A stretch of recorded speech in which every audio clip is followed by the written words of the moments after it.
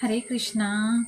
ഓം ശ്രീ ഗണേശ ശാരദാ ഗുരുഭ്യോ നമഃ. ഭഗവാന്റെ ലീലകൾ ആരംഭിക്കുകയാണ്, ബാലലീലകളിൽ തുടങ്ങുകയാണ്. അപ്പം നമുക്ക് 108 ഹരിയിലെ അടുത്ത ശ്ലോകം നോക്കാം. അമ്പാടി തന്നിൽ വളരുന്ന കാലത്തൊരമ്മ പിശാചിയെ കൊന്ന കൃഷ്ണ ഹരേ.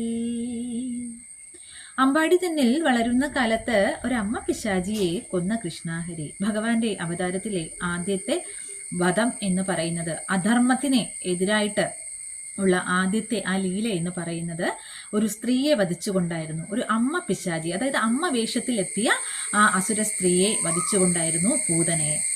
അതായത് ഇങ്ങനെ ഒരു കുഞ്ഞ് ജനിച്ചിട്ടുണ്ട് എന്ന് യോഗമായാദേവി കംസനോട് പറയുകയുണ്ടായി. അപ്പോൾ തന്നെ കംസൻ തന്റെ കിങ്കരന്മാരെ എല്ലാ ദിക്കിലേക്കും പറഞ്ഞയച്ചു. ആ ഇടയ്ക്ക് ജനിച്ച കുഞ്ഞുങ്ങളെല്ലാം നിഷ്കരണം വധിക്കണമെന്ന്. അക്കൂട്ടത്തിലുള്ള ഒരാളായിരുന്നു പൂതന. പൂതന അമ്പാടിയിൽ കണ്ണന്റെ ഗൃഹത്തിലെത്തി. അവൾ വളരെ സുന്ദരിയായ ഒരു സ്ത്രീയായിട്ട് ഒരു മാതൃവാത്സല്യത്തോടുകൂടിയാണ് അവിടെ എത്തിയത്. അതുകൊണ്ട് തന്നെ മറ്റാർക്കും സംശയമൊന്നും തോന്നിയില്ല. ആ മാതൃവാത്സല്യത്തോടു കൂടിയാണ് ഭഗവാനെ കൈകളിലെടുത്തത്. ആ കൈകളിലെടുത്ത് മുലയൂട്ടുകയായിരുന്നു, വിഷം പുരട്ടിയ മുലപ്പാൽ നൽകുകയായിരുന്നു. സർവജ്ഞനായ ഭഗവാൻ ഇതിന് അവളുടെ പ്രാണൻ തന്നെയാണ് വലിച്ചെടുത്തത് എന്നുള്ളതാണ്.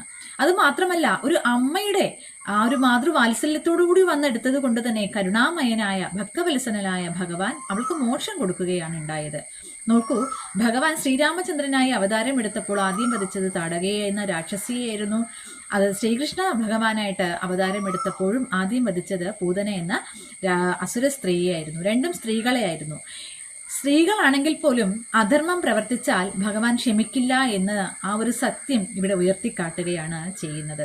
സ്ത്രീകളെ അത്രത്തോളം ബഹുമാനിക്കുകയും അത്രത്തോളം സ്നേഹം കൊടുക്കുകയും ചെയ്യുന്ന ആളാണ് ഭഗവാൻ എന്ന് പറയുന്നത്.